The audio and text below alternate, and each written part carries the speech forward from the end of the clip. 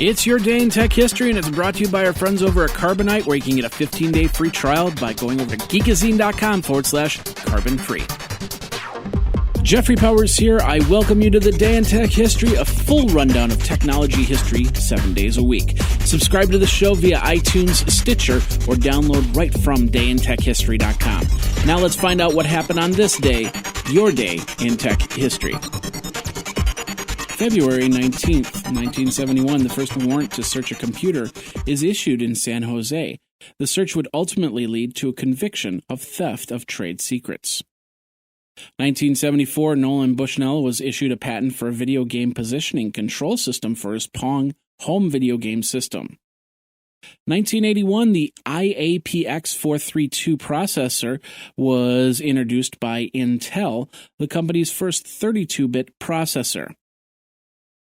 1986, Activision, an American computer and video game developer, make a deal to acquire Infocom for $7.5 million in cash and stock.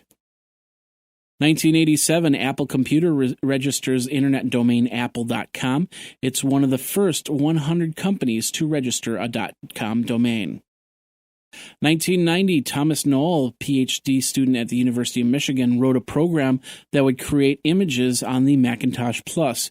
At the time, it was in grayscale, but his brother, John Knoll, who worked for Industrial Light and Magic, caught wind of the program, and they both worked on turning it into a full imaging program. They took a 6-month sabbatical, and after a few meetings with Adobe Photoshop 1.0 was born. 1991, American Video Entertainment accuses Nintendo of secretly making technical changes to the Nintendo Entertainment System to make competitors' game cartridges unplayable.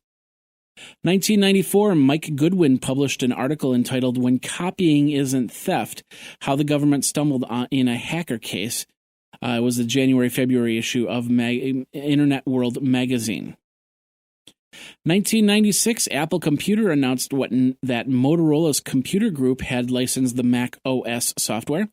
Motorola would be able to sublicense Mac OS to other manufacturers who purchase PowerPC motherboards from Motorola.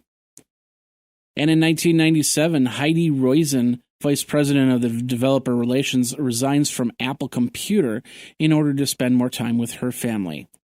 And the U.S. federal government announced a severe crackdown on internet-based scams in which users were lured to free software which covertly dialed international toll numbers after being run. And now this word from our friends over at Carbonite who want to help you pursue your passion. February is the month of love, groundhogs, and static electricity. Colder homes are nice for computers, but the static charges they give from being too dry can be more than a shock to your system. They could render your computer useless. If you don't protect from the winter month, you could find your machine and all of its data gone.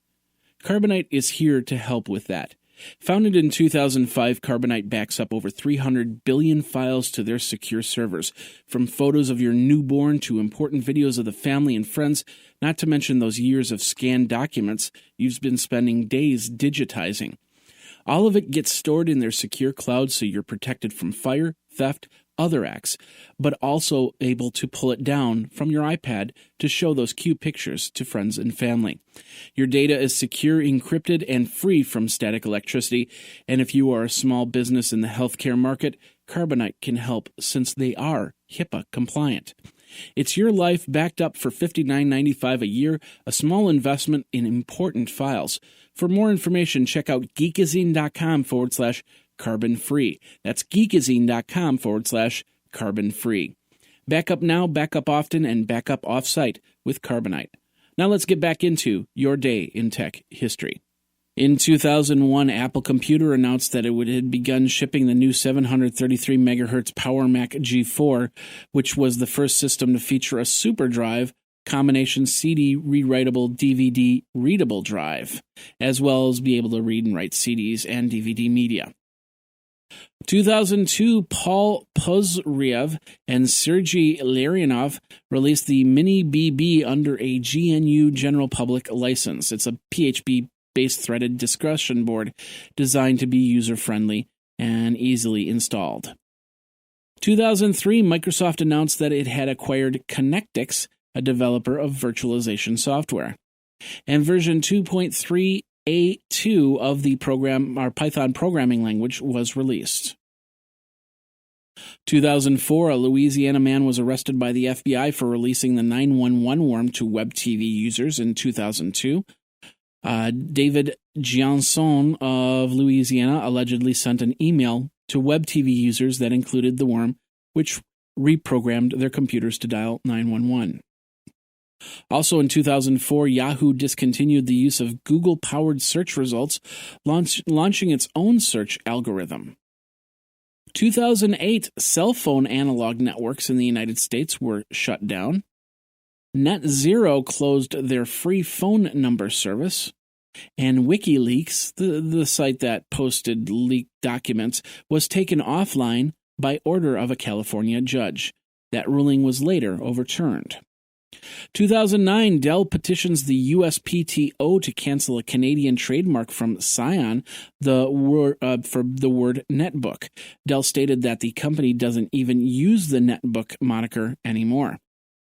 And in 2014, Facebook acquired messenger app WhatsApp for $19 billion in cash, stock, and Facebook shares. And that's your Day in Tech History. My name is Jeffrey Powers, www.dayintechhistory.com. All the show notes are over at wikizine.com, Geekazine's wiki. And of course, you can like the Facebook page and follow Twitter at Day in Tech Hist. Until tomorrow, take care. Day in Tech History is copyright 2015, JMP Enterprise and Geekazine.com.